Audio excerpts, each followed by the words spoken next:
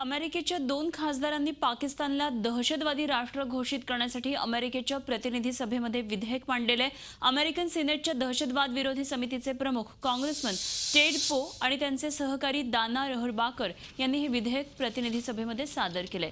Pakistan state sponsor of terrorism act असं या विधेयकाचं नाव आहे.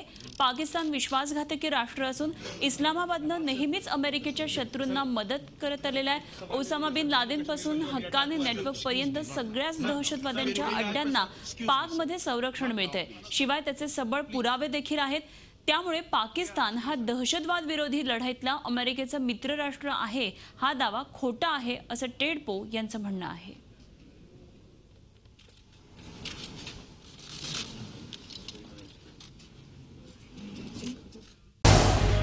झी 24 तास रहा एक पाऊल पुढे.